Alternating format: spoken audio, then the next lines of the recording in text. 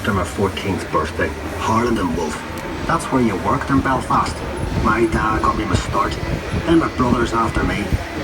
You could hear the noise from where we lived, but nothing prepared you for the size of the place. They put me to work on 401. That's what we called her. We knew she'd be the largest passenger ship in the world, but we didn't call her Titanic then. I was there from the beginning. I watched the ship race through the keel blocks. They set big wooden blocks on the slipway to start with, then the keel atop of it, like a backbone, and the frames attached to that, like a skeleton. Workshops everywhere.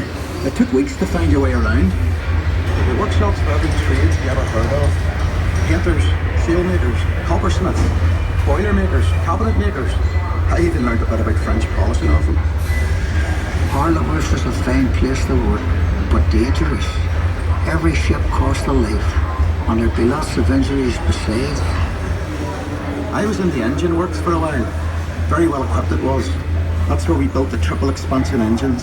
2 of them, each as high as a 3-story house. I worked in the frame bending shop. You'd heat steel beams in the furnace, then hook them onto slabs of cast iron and hammer them curved. It was skilled work. You had to bend them more than you needed because the frame straightened out a little when it cooled. The shell plates that made up the hull weighed up to 4.5 tons. They were taller than the da. The plates were overlapped on the edges. Some were raised, one after another. We called it clincher.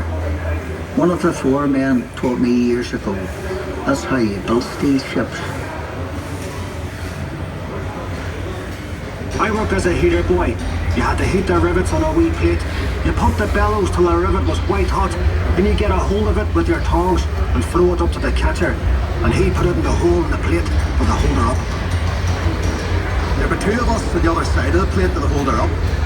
We had to hammer the rivet so it filled the hole before it turned dull red. The double bottom. That's a wee space we called the tanks, made up of steel plates. The rest of the rivet squad all had to fit into that gap.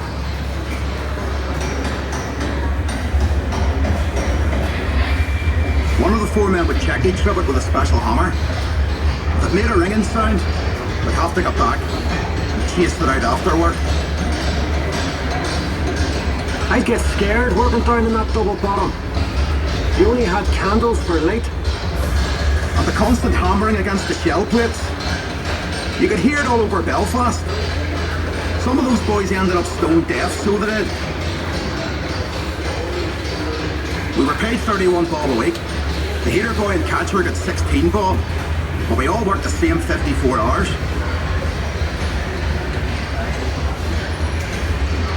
The upper deck was steel too, and part of the strength of the ship. There's no straight lines in a ship, and when you look down the weather deck, you could see the sheer of the hull, but stopped her reflection at sea. The stern frame had to be strong enough to take the rudder and turning in heavy seas. You'd have all these timbers and guy wires to steady the frame, and men scurrying around like ants underneath. When we came to launch day, I was torn between pride and fear. The standing ways were coated in tallow, train oil and soft soap, so the ship would slide when they shifted her weight off the blocks. That was the most dangerous part. When the shipwrights were knocking away the last props, they were under compression, you see, and the sliding ways would be released by the hydraulic trigger. 100,000 people watched the launch. Some paid a bob to sit in the reserved seating. There were extra trams laid on.